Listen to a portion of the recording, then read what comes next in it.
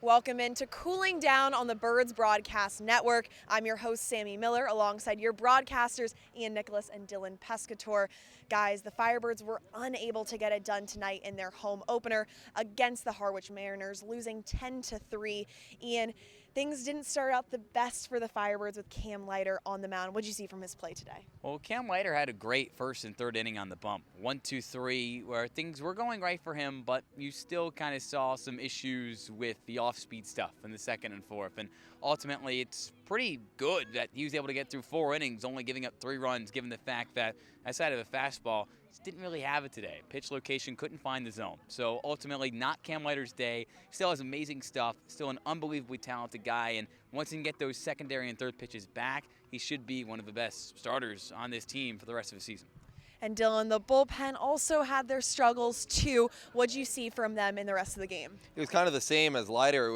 They couldn't throw strikes, and when you're getting guys free passes, hit by pitch, walk, etc., it just allows Harwich and their power that they bring to the table to just drive it into the gaps, and then they kind of added it up on the scoreboard, and didn't go Orleans' way. The offense couldn't make up for it.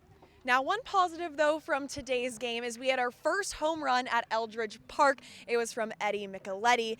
What did you see from that home run, and how did it get this place rocking, Ian? Well, it definitely got it rocking, Sammy. It wasn't like Chris Paul makes it 3 with the team down 42. It was, it was a 4-run game, and it was a 2-run game. So Eddie Micheletti was able to turn something into nothing, and the great storyline was this is a guy who grew up with his summers on the Cape and grew up going to games in the Cape League, and he was able to maybe turn a small dream into a little bit of reality tonight. So yes, he's going to remember that for a long time. The team, they don't want to remember this game, but he's going to want to remember that moment, harness it, and become one of the better outfielders because he's got some pop on the end of that bat.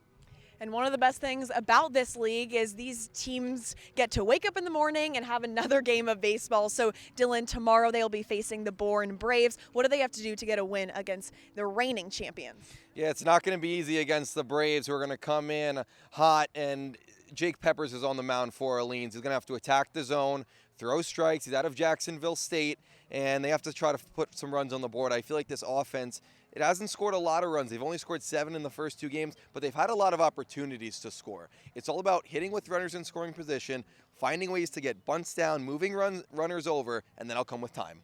Well, that's it for this edition of Cooling Down on the Birds Broadcasting Network. Make sure you tune in tomorrow. First pitch is at 6:30. It's the Firebirds against the Braves.